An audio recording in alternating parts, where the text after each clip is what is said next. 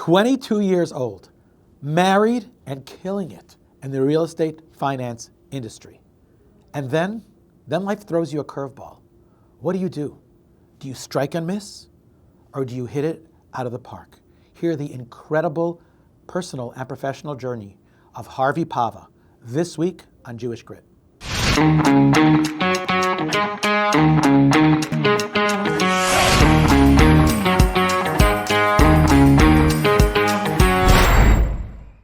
We are here this week in Miami Beach, Florida, with none other than Harvey Pava. Welcome to Jewish Grit. Thank you very much. So Harvey, let's just get it out. We are good friends for over a decade, and I am so excited to have you on the podcast. I'm like, one of these days I'm going to get him on here because his story is extraordinary, but it's ordinarily extraordinary. And I think a lot of our guests had these huge breaks and made billions of dollars or whatever, having these super life stories. But you're a guy who I've watched your success, and I've watched you get married and have children, establish a beautiful career, move to Florida. And I wanted to get to understand a little bit more about your successes, but also some of your challenges. So if it's okay, we're going to start at the other end.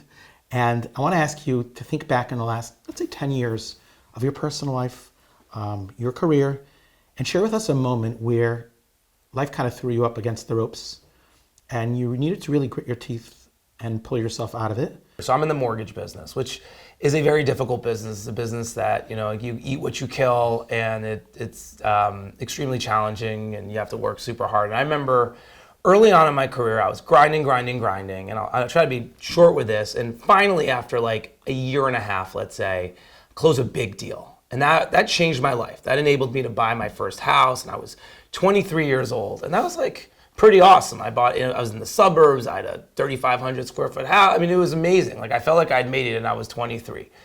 And then what happened, and I think this is the important part of the story, is I kind of felt like I got there, and I barely had done anything in reality. But I had a house, my wife was making some money, things were good, and I got lazy. It's just the truth. I got lazy. And I remember that now we're sort of going back about 10 years from now, and I wasn't doing so well anymore because I had closed a big loan and a couple other deals, and I had made money, and I sort of rested on my laurels, and I sort of looked middle of the year and I said, I need money to pay the mortgage and taxes and all these things. And I kind of got backed into a corner a little bit. And I remember having to turn it back on and starting to grind again after tasting a little bit of success, which you can almost have I would call a success hangover. And again, on that level. And I was probably 60 to 90 days away from not having enough money to pay my mortgage. I remember looking at my bank account and being like, this is not a great situation. Back felt was up the wall. At the end of the day, I pushed through and I got ahead of it and I closed some business and I was able to get out of it. But I remember the amount of stress I had in that moment. And I think kind of what it taught me was you can never really rest on your laurels in business. I mean, there's the God element to it, right? At the end of the day, God has to give you what you have. You're not going to have anything without God, no matter how hard you work. And that's a philosophy we can talk about a little bit more. But I think it was sort of pulling myself out of a challenging situation where I kind of got lazy, and that's normal for people in business, especially when they're young and they have success, to feeling really stressed out, which I think people commonly mistake stress as a negative thing, as something that they shouldn't have. But the reality is stress is what drives us to be better and to actually do something. So, there's probably been a lot of people that were in your situation. They start their career, they make some money, they start feeling really good about themselves. And like you said, they get rusty. Yeah. Not everyone, though, is able to pick themselves up, dust themselves off, and say, hey, I got to start grinding again. Do you know what it was that pushed you to grind? What? At the end of the day, was it desperation for money, or was it no, I want to be really successful? What was it that pushed you? Honestly, just on a total personal note, I wanted to support my family. I didn't have kids yet, but I had a wife, and we obviously had the ideas of building a family.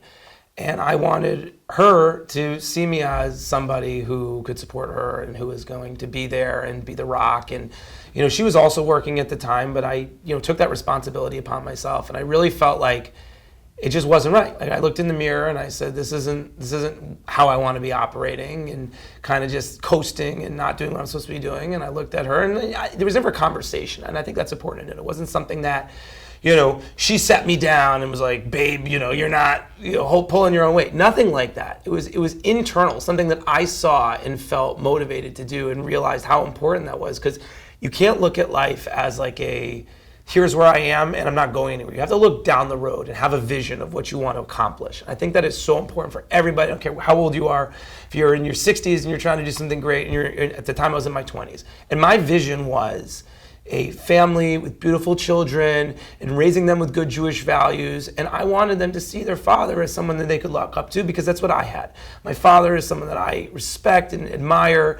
And I know that if I didn't make something out of myself and take the time to do that and care about that vision and family that I wanted to build, that I would never actually get there. And I wouldn't, and they wouldn't look at me in the way that I want them to look at me and be the person ultimately who I want to be. Can we fast forward in your career? So thank God, Baruch Hashem, you're at a place now where you're doing pretty well. I guess you broke into the mortgage world, to put it mildly.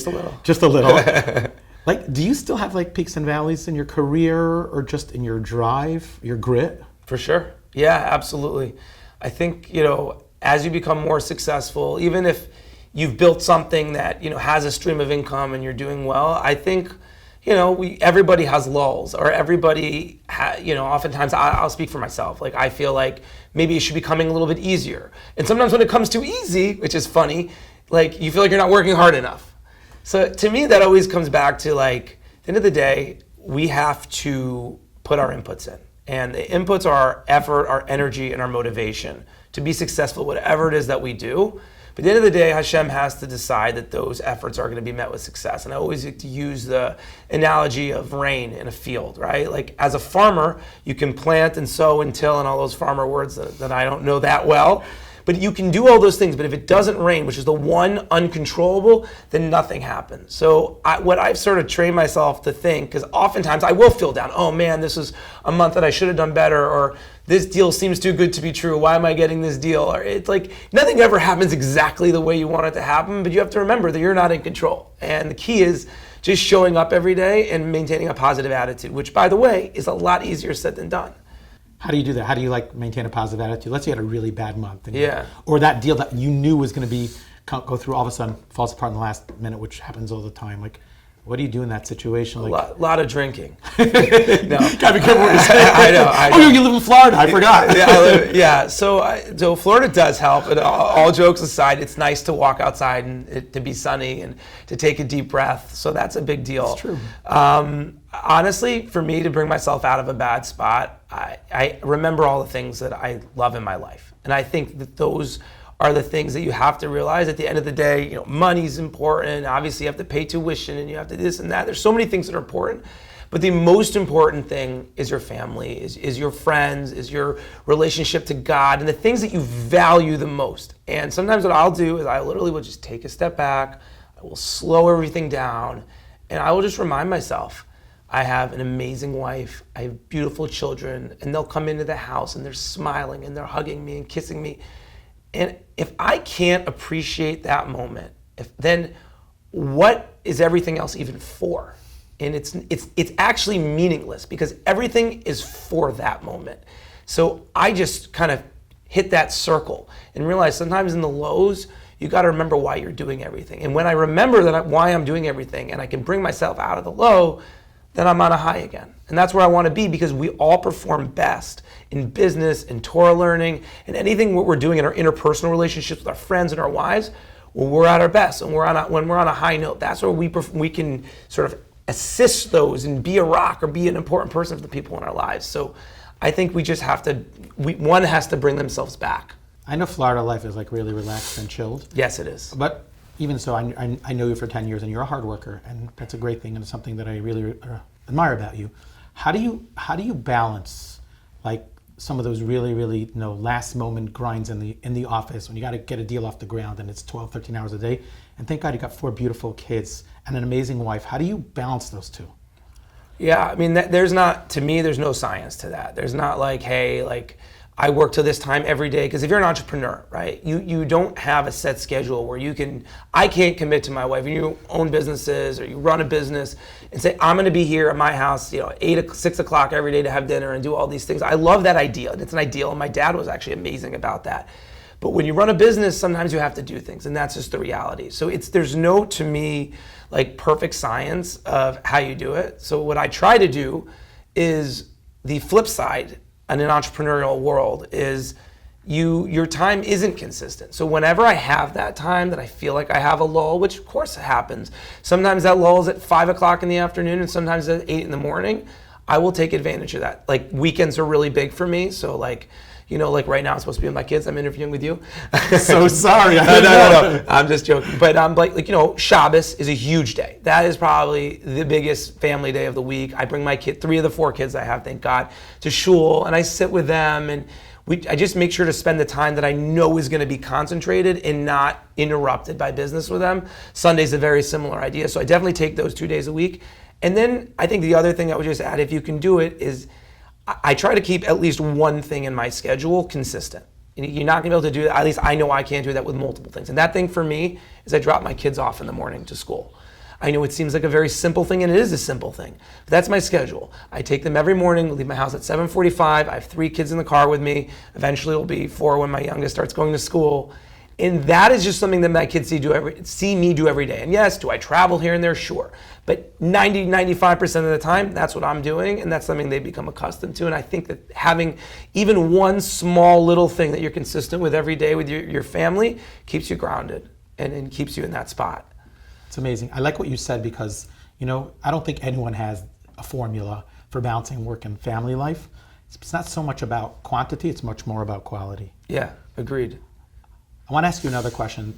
I know I've known your family for a while as well, that your parents are really special. Amazing. I know that your family are extremely generous and philanthropic, and that's probably the culture you grew up in.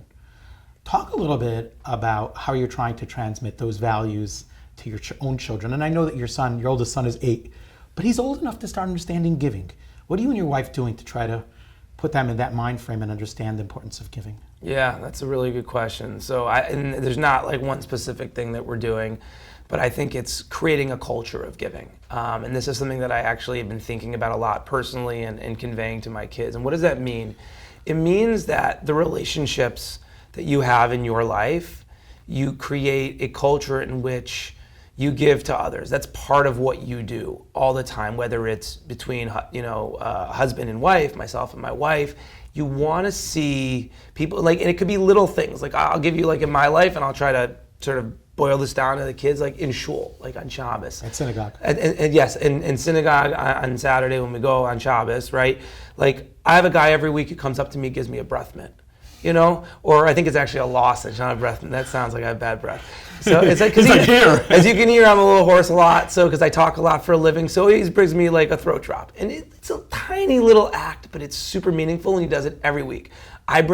I take a thermos and I have coffee in the morning, and I bring it to shul and I give my buddy a cup of coffee. So nice. And what I try to do for kids at a younger age, sure, we give tzedakah and we have pushkas in the house and all these things. Those are really important things to do, to actually understand that giving money to people who need it and etc., or if they volunteer at different things. But I think honestly the biggest thing, because it's what's underlying giving, is the culture of understanding how important it is to give of yourself to other people, whatever that means, and whatever your capacity is, and modeling that behavior. So in a marriage, we know it's about giving. That's what my wife is giving by me being here right now, and my kids see that.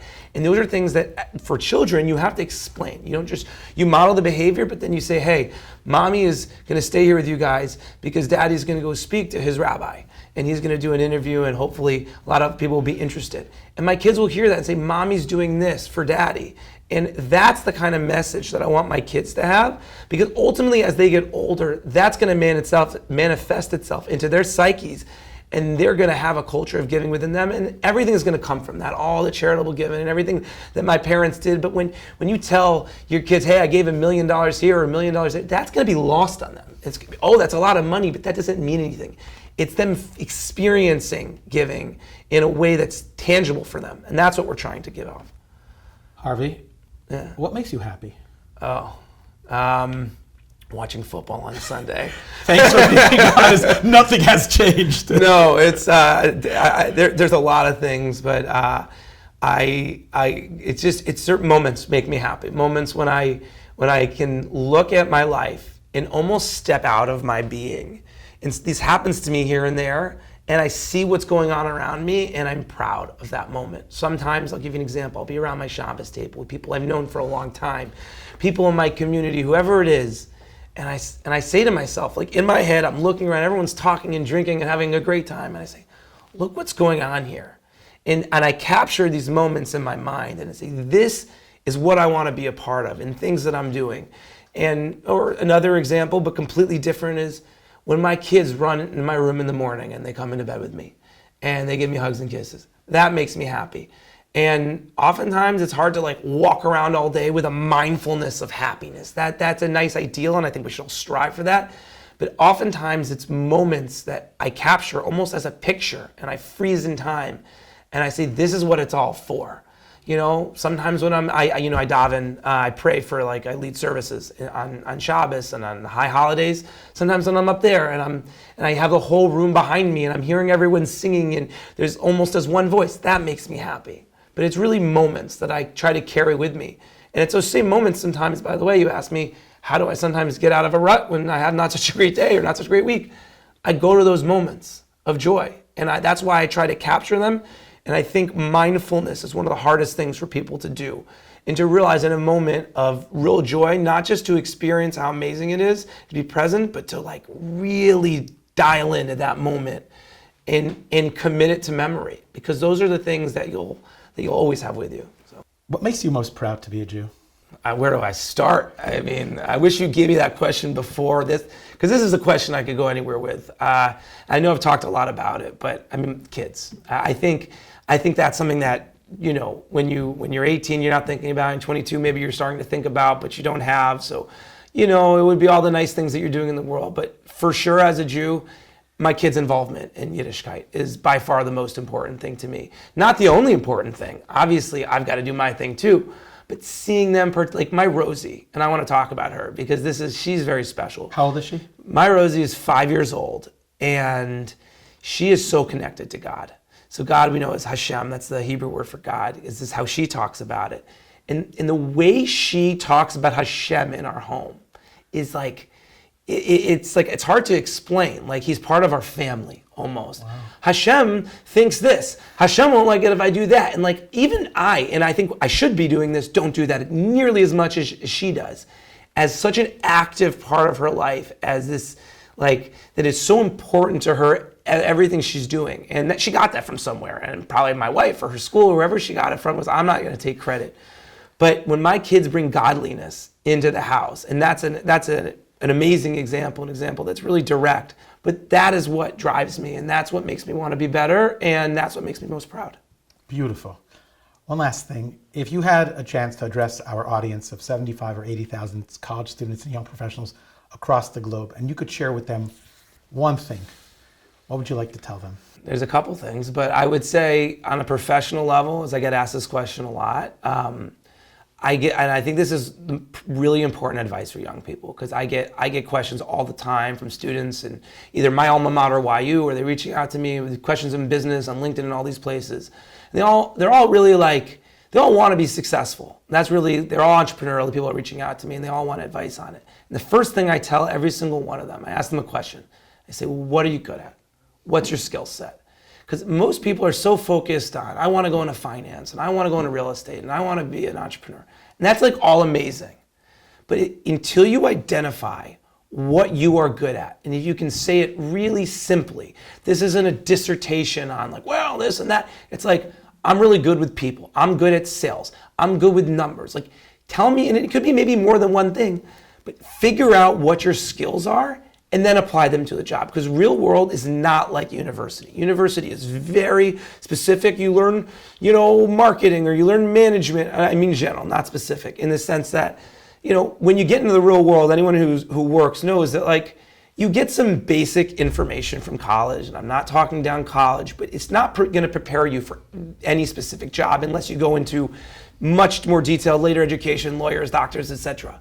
So what you really need to do is figure out what you're good at and then tailor that to a career. Because I think a lot of people kind of go into that backwards, and it trips them up because they end up in the wrong line of work. Everyone wants to make money. That's everyone's goal, right? But how do you do that? And the other thing I would remind people of, there's really two things, and this is kind of my message personally, is you have to understand that God gives you everything you have. And I don't think a person can have true success without understanding that point, because there's gonna be highs and there's gonna be lows.